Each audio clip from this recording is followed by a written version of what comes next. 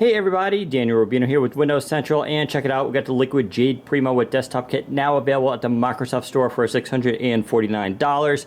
And as you can see here, you're getting more than just a phone. You're getting a wireless keyboard, wireless mouse, the dock, and the phone. Of course, there's no monitor in the box, obviously, but still, that's what you're getting for $650. They don't sell the phone by itself, surprisingly, so you have to buy the whole kit here, so that's kind of interesting. And unfortunately, I can't really take this cover off. It looks like I actually have to do some damage, which is unusual for an unboxing, so let's hopefully make sure I get this right on the first time. This is not easy to take off. I don't know why, unless I'm doing it completely wrong. I guess I could slide the handle underneath there and slide this out. We'll see. Maybe that does work like that. Definitely, I guess I can do that, so I guess that's slightly more convenient. There we go. And let's take a look at the box here. Not my favorite unboxing so far, obviously, but let's see what we got inside. Oh, actually, it's a pretty nice presentation right there. We got the phone, which actually is in its own box. We got the dock, which is in its own box as well. And the mouse. Actually, that looks kind of cool, so maybe a little too harsh there on Acer.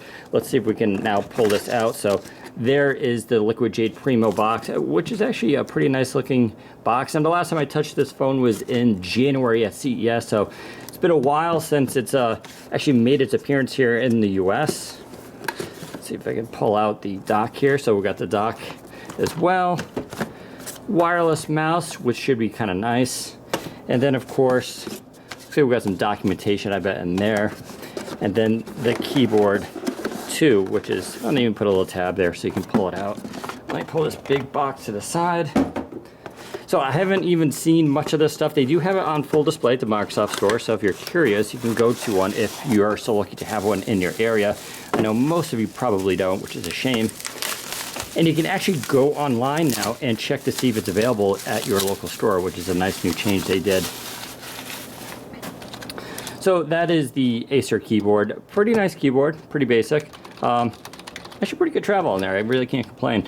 Seems like it'll be pretty decent. We'll have to, of course, plug it in and check it out. It does have, of course, these little risers too, if you want to do that. You know, these keyboards are pretty standard. And it looks like you got your little area for the battery, so nothing unusual there. There is the mouse, once again, pretty basic, nothing too crazy. They do give you the batteries though, which is definitely a nice touch. Let's get that to the side. Okay, and this is the dock here. So this is sort of the big part here with the this phone.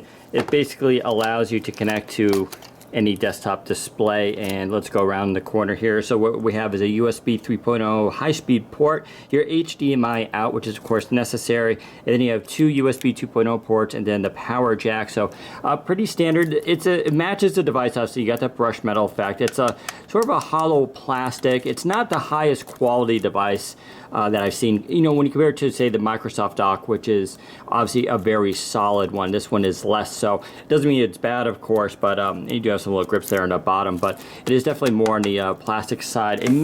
We'll be curious to see, well, it does grip pretty well on the table, so we'll be curious to see how it works. But the benefit here, of course, is it puts the phone from the top down like this, so you can actually see the display as opposed to the Microsoft version. I actually kind of like that, so not a bad deal at all. Should be pretty nice for a Continuum.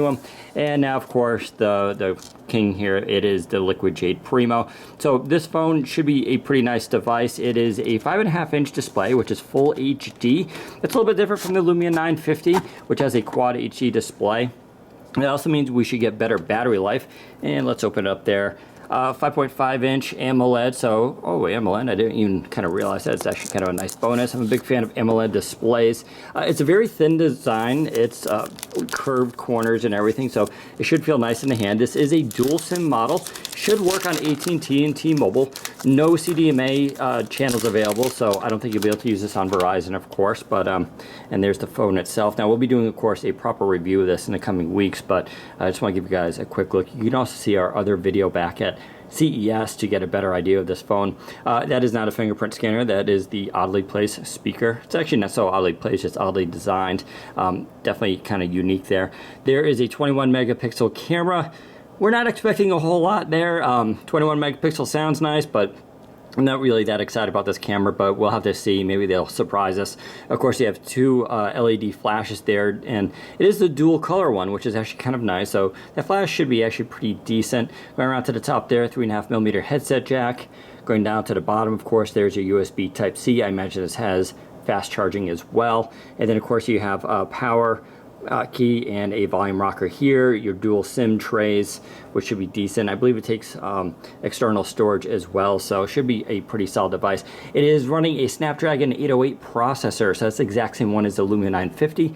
So you should expect similar performance there. It also has 3 gigs of internal RAM, and I believe 32 gigs of internal storage, but I'll just sort of double check on that.